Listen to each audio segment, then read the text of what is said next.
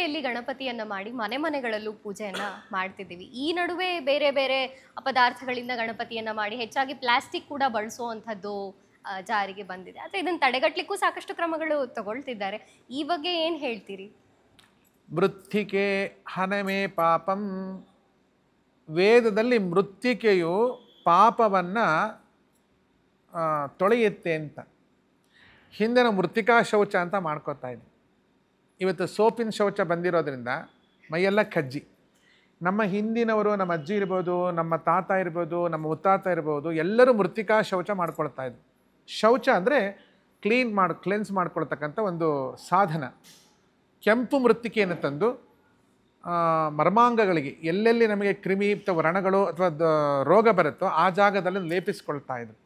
ಮೃತ್ತಿಕಾ ಶೌಚವಿಲ್ಲದೆ ಯಾವುದೇ ಕೆಲಸ ಮಾಡಬಾರ್ದು. ಯಾಕೆ ಅಂದರೆ ನಮ್ಮ ಶರೀರ ಶುದ್ಧವಾಗಿದ್ದಾಗ ಮನಸ್ಸು ಶುದ್ಧವಾಗಿರುತ್ತೆ, ಮನಸ್ಸು ಶುದ್ಧವಾಗಿದ್ದಾಗ ಆರೋಗ್ಯ ಚೆನ್ನಾಗಿರುತ್ತೆ. ಅದಕ್ಕಾಗಿ ಮೃತ್ತಿಕೆ ವೇದದಲ್ಲಿ ಅದನ್ನು ಸ್ತೋತ್ರ ಮಾಡ್ತಾರೆ. ಭೂದೇವಿಯನ್ನು, ಗಣಪತಿಯನ್ನು ಮೃತ್ತಿಕೆಯಲ್ಲೇ ಮಾಡಬೇಕು. ಯಾಕೆ ಅಂತಂದರೆ ಭೂಮಿಗೆ ಅಧಿಪತಿ ಯಾರು? ಮಂಗಲಗ್ರಹ. ಮಂಗಲಗ್ರಹ ಭೂಜಾತ ಅವನು. ತುಂಬ ಜನ ಅಂಗಾರಕ ಸಂಕಷ್ಟಿ ಅಂತ ಹೇಳ್ತಾರೆ ನೋಡಿ, ವಿಶೇಷ ಅಂತ.